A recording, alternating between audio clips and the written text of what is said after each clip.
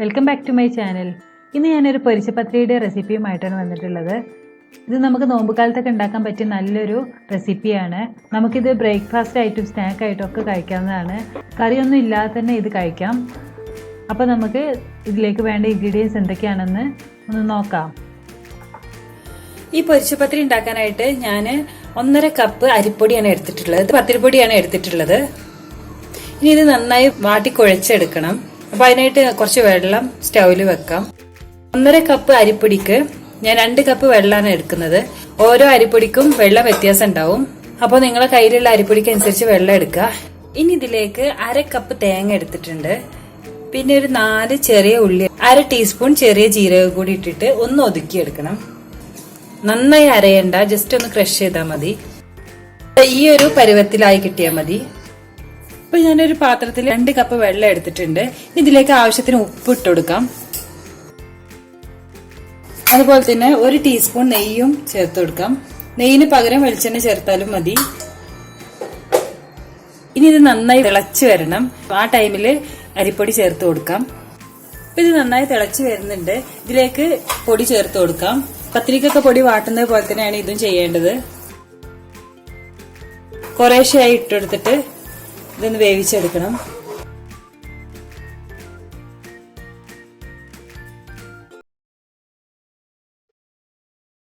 നന്നായി ഒന്ന് മിക്സ് ചെയ്തെടുക്കാം.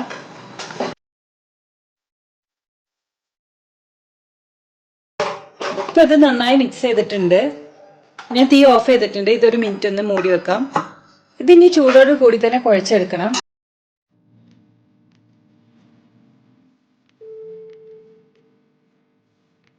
ചൂടോടി കൂടി കുഴച്ചെടുത്താലേ ആ സോഫ്റ്റ്നെസ് കിട്ടുള്ളൂ. ഞാനൊരു ബൗളിൽ ഇത്തിരി പച്ചവെള്ളം എടുത്തിട്ടുണ്ട്. കൈ ഇടയ്ക്കൊന്ന് നനച്ചു കൊടുക്കാൻ വേണ്ടിയിട്ടാണ്. ഇടയ്ക്ക് ഭയങ്കര ചൂടാവുമ്പോൾ ഒന്ന് നനച്ചു കൊടുത്താൽ മതി.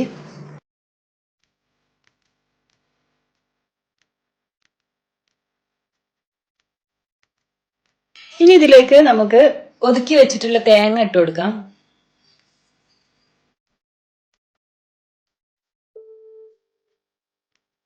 പിന്നെ വേണ്ടത് 1 ടേബിൾ സ്പൂൺ മൈദയാണ്. ഇതും കൂടെ ചേർക്കാം. ഇനി ഞാൻ ഇതിലേക്ക് ഇട്ട് കൊടുക്കുന്നത് കറുത്ത എള്ളാണ്. ഇത് 1 ടീസ്പൂൺ ഇട്ട് കൊടുക്കുന്നുണ്ട്. നിങ്ങളുടെ കയ്യിൽ കരിഞ്ജീരകം ഉണ്ടെങ്കിൽ അത് ഇട്ട് കൊടുത്താലും മതി. ഇനി എല്ലാം കൂടെ ഒന്ന് മിക്സ് ചെയ്തെടുക്കാം.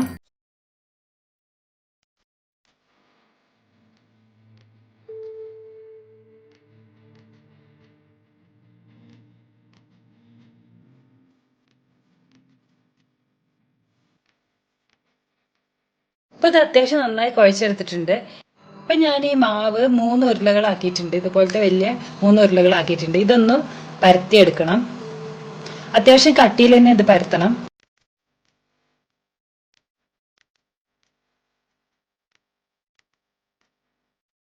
ഇപ്പൊ ഇത് ഞാൻ പരത്തി എടുത്തിട്ടുണ്ട്. ഇനി ഇതൊന്ന് കട്ട് ചെയ്തെടുക്കണം ഷേപ്പില്. ഇതുപോലത്തെ ഒരു പാത്രമാണ് ഞാൻ എടുത്തിട്ടുള്ളത്. ഈ ബൗൾ വെച്ചിട്ടൊന്ന് കട്ട് ചെയ്തെടുക്കാം. ഒരു ഗ്ലാസ്സോ എന്ത് വേണമെങ്കിലും എടുക്കാം.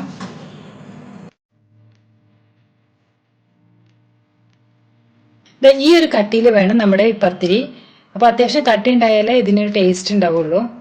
അപ്പൊ ഇതുപോലെ ബാക്കിയുള്ളതെല്ലാം ഉണ്ടാക്കിയെടുക്കാം.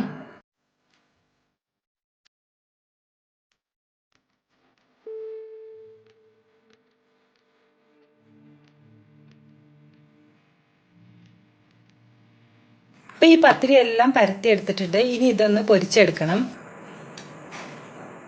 ഇത് ഡീപ് ഫ്രൈ ആണ് ചെയ്യുന്നത്. അപ്പൊ ഇത് എണ്ണ ചൂടായി വന്നതിന് ശേഷം ഓരോന്നായി ഇട്ട് കൊടുക്കാം. നിങ്ങൾക്ക് വേണമെന്നുണ്ടെങ്കിൽ ഒരു പരന്ന ചട്ടി എടുത്തിട്ട് അതിൽ 2 എണ്ണം 3 എണ്ണം ഒക്കെ ഒരുമിച്ച് ചുട്ടെടുക്കാവുന്നതാണ്. ഇത് ലോ ഫ്ലെയിമിൽ ഇട്ട് കൊടുക്കണം, അല്ലെങ്കിൽ ഇതിന്റെ ഉള്ളിൽ വേവാതെ പെട്ടെന്ന് തന്നെ ഫ്രൈ ആയി വരും.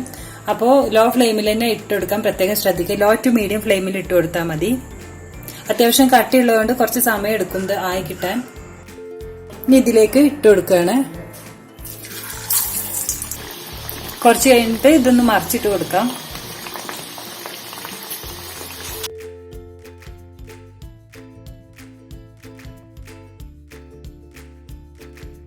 അപ്പോൾ ഇത് അത്യാവശ്യം ആയി വന്നിട്ടുണ്ട്. ഇനി ഇതൊന്ന് മാറ്റി കൊടുക്കാം. ഞാനൊരു പ്ലേറ്റിൽ ടിഷ്യൂ വെച്ചിട്ടുണ്ട്. ഇതിലോട്ട് മാറ്റി കൊടുക്കാം. കാരണം നമ്മളിത് എണ്ണയിൽ വറുത്ത് കോരുമ്പോൾ തന്നെ ഒരുപാട് എണ്ണ ഉണ്ടാവും.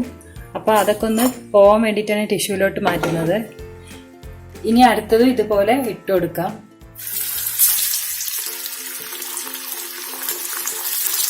ഇതുപോലെ ബാക്കിയുള്ളതെല്ലാം ഉണ്ടാക്കിയെടുക്കാം.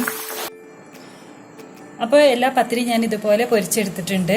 അപ്പോൾ നമ്മുടെ പൊരിച്ചപ്പത്തിരി റെഡിയായി. ഇത് നമുക്ക് ചിക്കൻ കറിയുടെ കൂടെ മട്ടൻ കറിയുടെ കൂടെ ഒക്കെ കഴിക്കാവുന്നതാണ്. അപ്പോൾ ഈ വീഡിയോ ഇഷ്ടമായെങ്കിൽ ഷെയർ ചെയ്യാനും ലൈക്ക് ചെയ്യാനും അതുപോലെ തന്നെ സബ്സ്ക്രൈബ് ചെയ്യാനും മറക്കരുത്. അടുത്തൊരു വീഡിയോയിൽ വീണ്ടും കാണാം. ബൈ.